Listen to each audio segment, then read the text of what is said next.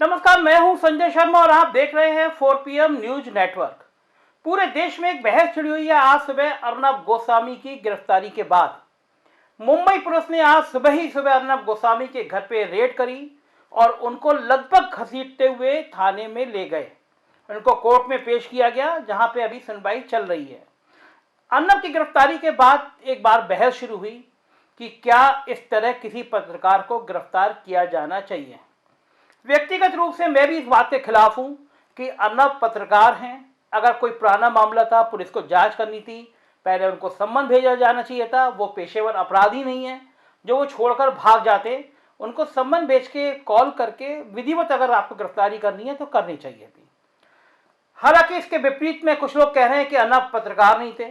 मैं भी मानता हूं कि अर्नब ने जो कुछ किया वो पत्रकारिता के दायरे में नहीं आता। अगर मैं यहां बैठकर इस तरह की भाषा बोलूं जैसे वो बोल रहे थे, उद्धव आजा देखता हूं तू क्या करेगा, मैं भी बोलूं योगी आजा तू बैठ में क्या तेरा मेरा क्या बिगाड़ लेगा, ये पत्रकारिता का मापदंड नहीं है। कोई भी राजनेता, कोई भी मुख्यमंत्री जनता का प्रतिनिधि होता है। वो एक श्रेष्ठ व्यक्ति होता है, राज्य के लिए चुन के आए हुए लोगों का नुमाइंदा होता है। आप उससे सड़क छाप गुंडों की भाषा में बात करें, ऐसा लगता था चैनल ना हो गया, अखाड़ा हो गया। ओ उद्धव कहां है तू, कौन डीजीपी कहां है तू।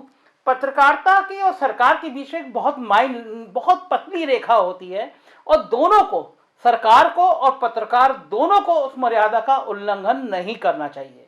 पत्रकार को अपनी पत्रकारिता शैली में और सरकार को सरकारी शैली में, दोनों को इसका उल्लंघन नहीं करना चाहिए। अर्नब बड़े पत्रकार हैं। टाइम्स नाउ में उनकी देश भर में बहुत बड़ी ब्रांडिंग थी, बड़े बड़े इंटेलेक्चुअल लोग उनको सुनते थे। पता नहीं क्या है, या फिर यह कह लीजिए कि टीआरपी की रेस है। टीआरपी की रेस में जो जिस तरह की बातें बोलेगा, किसी जमाने में नाग नागिन के शो टीआरपी में सबसे आगे बढ़ जाते थे। न्यूज चैनल पे खबरें कम और नाग नागिन और सांप और सर और नरक दिखाई ज्यादा दिया करता था, तो वो भी एक शैली थी, रही होगी। कुछ लोग मानते हैं ऐसे चैनल को टीआरपी बढ़ जाएगी। मगर उत्तर प्रदेश में भी आज बहुत रोचक नजारे सामने आए। उत्तर प्रदेश के वो लोग जो उत्तर प्रदेश में पत्रकारों के उत्पीड़न पर खामोश थे, वो लगातार रोने लगे। अरे अर्नब के साथ बहुत बुरा हो गया, अर्नब के साथ तो ज्यादती हो गई।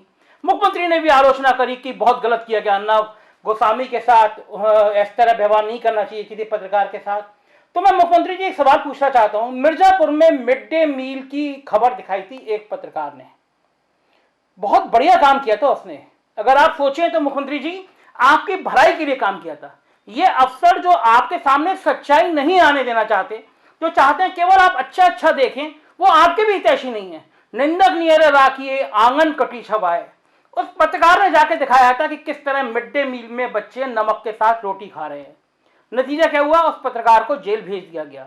वो खबर जो सुबह टीवी चैनल पे चलती और शाम को खत्म हो जाती, उस पत्रकार को जेल भेजने के बाद दुनिया भर के अखबारों में छपी और आज तक चर्चा में रहती है कि उत्तर प्रदेश सरकार ने किस तरह पत्रकार का उत्पीड़न किया।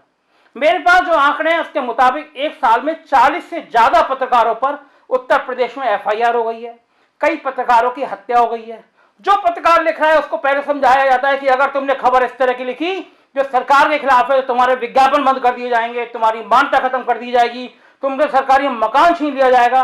और तब भी कुछ नहीं होता तो 4 लाइनें लिखवाई जाती हैं, इस पत्रकार पे बड़ी संपत्ति है और ईओडब्ल्यू की आर्थिक अपराध अनुसंधान के 5-5, 6-6 इंस्पेक्टर उसके पीछे लग जाते हैं। क्या ये लोकतंत्र है? ये डेमोक्रेसी है? आप महाराष्ट्र में अर्नब गोस्वामी की आलोचना करेंगे कि इस बात के लिए उन लोगों की आलोचना करेंगे जिन्होंने अर्नब गोस्वामी के साथ ये व्यवहार किया, और उत्तर प्रदेश में वही आचरण करेंगे। अगर वह गलत है तो उत्तर प्रदेश में उन 40 पत्रकारों पे भी हुई एफआईआर गलत है। यह भी गलत है कि आप किसी पत्रकार को विज्ञापन इसलिए नहीं देंगे क्योंकि वो सरकार की नीतियों का विरोध करता है या गलत नीतियों का विरोध करता है। ये डेमोक्रेसी थोड़ी ना है। न्याय बराबर रखिए ना। अगर आपको लगता है कि महाराष्ट्र की सरकार अर्नब के साथ गलत कर रही है तो सीना तान के ये बात भी कहिए कि हाँ, हमने भी गलत किया और भविष्य में हम ये नहीं करेंगे। मुख्यमंत्री जी आप सरल हृदय के व्यक्ति हो सकते हैं, लेकिन ये अफसरों की चाकरी, ये इनकी चौकड़ी, ये आपको सरकार से बहुत दूर कर रही है। मालूम करिए अपने विधायकों से, एक बार बुलाइए और निसंकोच होकर पूछिए कि अपने मन की बात कहो मुझसे। आज मैं नाराज नहीं होऊंगा। मेरा दावा है कि 300 में से 295 विधायक ये आपसे कहेंगे कि आपके ये अफसर आपके पास नहीं आने दे रहे हैं, आपको सच नहीं दिखाने दे रहे हैं। मेरा दावा है 99% विधायक आपसे कहेंगे कि पत्रकारों के साथ जो उत्तर प्रदेश में हो रहा है वो ठीक रवैया नहीं है, वो डेमोक्रेटिक रवैया नहीं है। तो कम से कम उत्तर प्रदेश के वो नेता जो आज गले फाड़ फाड़ के अर्नब के लिए रो रहे हैं, अपने दामन में झांकें और ये सबक लें कि अगर महाराष्ट्र में गलत हो रहा है तो वो काम उत्तर प्रदेश में 1 साल से हो रहा है। कुर्सी किसी की परमानेंट नहीं होती, आज इनकी है, कल किसी और की होगी, परसों किसी और की होगी। इतने अहंकार में मत रहिए, अहंकार रावण का भी नहीं रहा। सच को जानिए, मीडिया को दोस्त बनाइए, दुश्मन नहीं। कम से कम न्याय तो यही कहता है। Thank you.